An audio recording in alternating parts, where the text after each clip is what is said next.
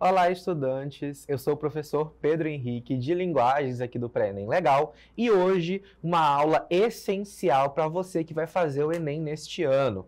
Vamos conversar um pouquinho sobre as funções da linguagem na língua portuguesa. Primeiro, quero falar que essa aula vai ser dividida em duas partes, né? Como nós temos 6 funções da linguagem, nesta falaremos de 3, a função apelativa, fática e metalinguística, e na próxima aula nós falaremos das demais. Além disso, terá uma aula praticando questões do Enem de como esse conteúdo vai ser cobrado na sua avaliação. Muito bem! Funções da linguagem é um conteúdo tranquilo, mas que todo ano é cobrado, seja de forma direta, perguntando sobre o conteúdo de fato daquela função de linguagem, ou de forma indireta, falando sobre os tipos e os gêneros textuais. Para a gente entender o que são as funções da linguagem, primeiro, a gente tem que conversar sobre um conteúdo anterior, que são os elementos da comunicação. Eu trouxe aqui pra gente uma conversa, né? Pode não parecer, mas a gente vai ter aqui 2 interlocutores. Por enquanto não estão conversando nada, mas eles estão simulando como que acontece a publicação, né? A criação de um texto. Lembrando que todo texto vai possuir um sentido, né? Então, mesmo que seja um texto visual ou seja uma comunicação, por exemplo, uma conversa, eu vou ter a produção de um texto. Então, para que ele exista, eu preciso necessariamente que ele tenha 6 elementos cruciais para ser considerado uma comunicação. Esses 6 elementos são o que nós chamamos de elementos da comunicação. Vamos aqui para o slide rapidinho. Bom, o primeiro elemento de uma comunicação, ele tem que ser alguém que produza o texto. Ou seja, a pessoa que vai emitir o texto. O primeiro elemento, então, é o emissor. Nesse caso, se você observar, a pessoa que está falando com o balãozinho é o garoto. Então, ele está emitindo a mensagem, ele está produzindo, ele é o emissor da comunicação.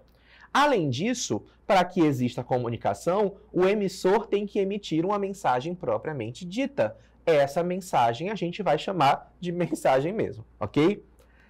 Alguém também vai precisar receber essa mensagem, ouvir, ler, visualizar essa mensagem. Essa pessoa nós chamamos de receptor.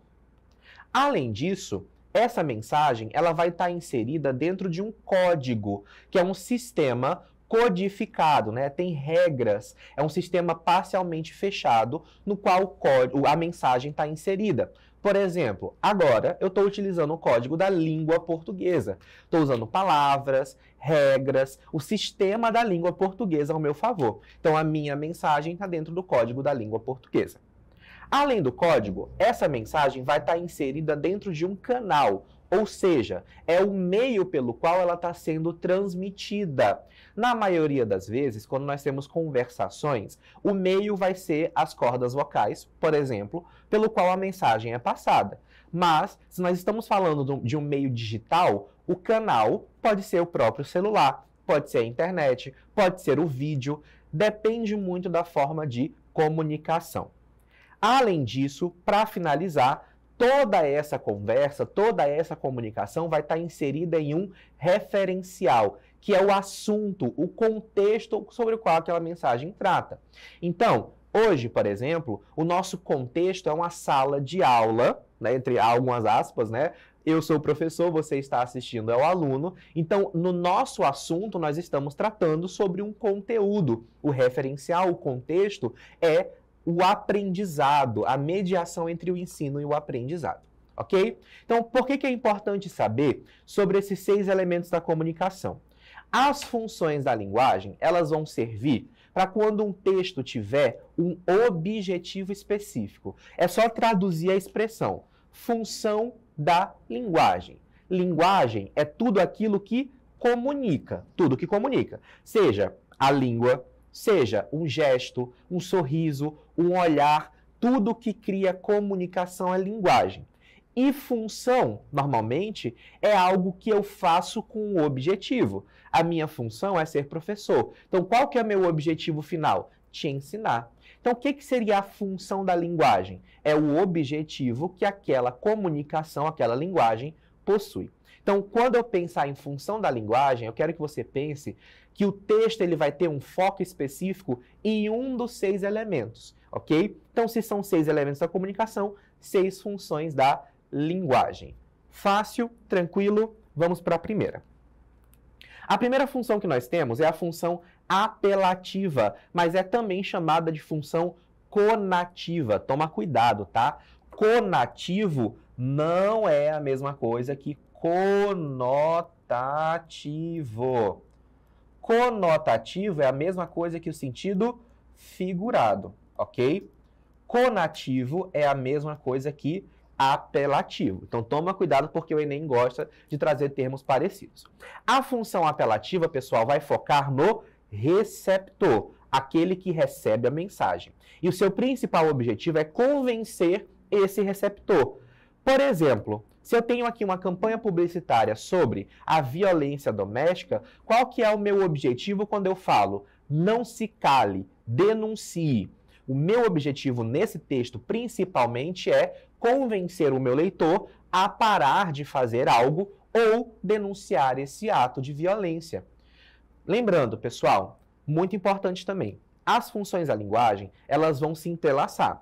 Um texto pode e vai ter mais de uma função. O que nós falamos é que um texto predomina uma função específica. Por exemplo, aqui nesse texto, né, na campanha publicitária, predomina, meu objetivo principal é convencer. Por isso que eu digo que ele é da função apelativa. Qual que é a linguagem? Verbos no imperativo. O verbo no imperativo é aquele que exprime ordem, né? Por exemplo, cale, denuncie, ligue, está mandando. E muito comum nos anúncios publicitários, aqueles que querem vender alguma coisa, e nas campanhas publicitárias, né? Querem convencer o leitor a alguma coisa. Olha esse outro exemplo. Já experimentou um café gelado? Aqui tem compre um e ganhe outro. Olha os verbos aqui. Compre, ganhe, cale, denuncie, ligue. Todos verbos no imperativo. Ambos os textos têm por objetivo convencer o leitor ou de comprar na campanha, no anúncio publicitário, ou convencer a mudar de comportamento, como, por exemplo, na campanha publicitária. Próxima função que nós temos é a função fática. A função fática vai ter o foco no canal. E para que eu vou focar no canal? Duas coisas. Ou eu vou testar esse canal, ou eu vou manter a conversa. Por exemplo, quando a pessoa te liga, qual que é a primeira coisa que você fala? Se bem que hoje em dia ninguém liga mais para ninguém, né? Mas, na minha época, eu que sou uma pessoa que gosta de ligar, sempre quando eu ligo ou recebo uma ligação, eu falo alô. É meio estranho porque se atendeu a ligação, você sabe que está funcionando. Para que eu falo alô? Para testar o meu canal, para saber se a pessoa está me ouvindo. Durante a aula, quando o professor fala, tudo bem, pessoal? O que eu quero falar com esse tudo bem? Não é uma pergunta realmente direta. Eu quero manter a nossa conversa e testar se vocês estão realmente escutando bem ou estão prestando atenção. Então, a função fática ela vai ser muito comum em textos de ligações telefônicas, testes de som. Quando eu pego o microfone, eu bato, fala 1, 2, 3, som, testando. Eu estou testando o meu canal, beleza? Olha a tirinha aqui de exemplo. Oi, eu, Calvin. Como vai? Belo dia lá fora, não? É. Ouça, eu suponho que você deve estar pensando por que eu liguei. Presta atenção, gente, aqui nas expressões que ele utiliza. Belo dia lá fora, não?